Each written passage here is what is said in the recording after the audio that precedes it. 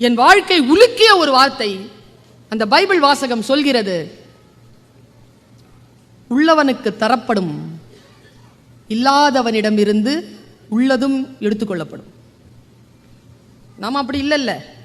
உள்ளவனுக்கு கொடுக்கப்படும், உள்ளவனுக்கு எடுக்கப்படும், இல்லாதவனுக்கு கொடுக்கப்படும் தானே, இல்லையா? மாத்தி போட்டுருக்கு பாருங்க வசனம். நான் தேடுறேன், இந்த வசனத்துக்கு என்ன அர்த்தம்? உள்ள தேடுனா ஒரு மிகப்பெரிய விஷயம் கிடைச்சது.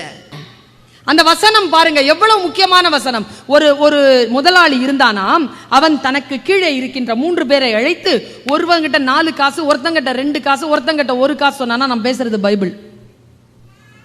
ஒருத்தங்கிட்ட 4 காசு, ஒருத்தங்கிட்ட 2 காசு, ஒருத்தங்கிட்ட 1 காசு கொடுத்துட்டு, நான் போயிட்டு வரதுக்கு கொஞ்சம் நாள் ஆகும், நீ இந்த காசை வச்சுட்டு ஏதாவது செய்யின்னு சொல்லிட்டு போயிட்டார்.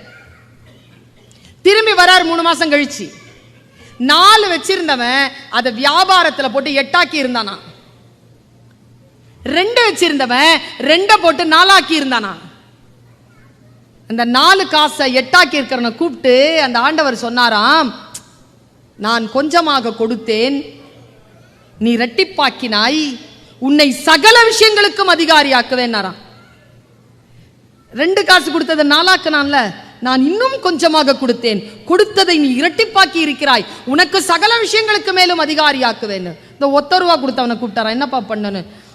சார், நீங்க பாட்டுக்கு 1 ரூபா கொடுத்துட்டு போயிட்டீங்க, நீங்க வேற கோவக்காரர், நீங்க கொடுத்த காசை போய் நான் தொலைச்சிட்டேன்னா என்ன பண்றது?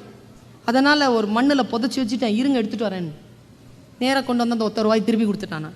அப்போ அந்த முதலாளி சொன்னாராம், நீ உன் சோம்பேறித்தனத்தை மறைப்பதற்கு நான் கோபக்காரன் என்றும் நான் பட்டயத்தை எடுப்பேன் என்றும் என் மீதா பழி சொன்னாய், உன்னிடமிருந்து இருப்பதையும் எடுத்துக்கொள்கிறேன்னு எடுத்துக்கிட்டாராம். பாருங்க, உண்மையும் முயற்சியும் உழைப்பும் இருக்கின்றவர்களுக்கு கொடுக்கப்படும், இது இல்லாதவனிடம் இருந்து இருப்பதும் எடுத்துக்கொள்ளப்படும்.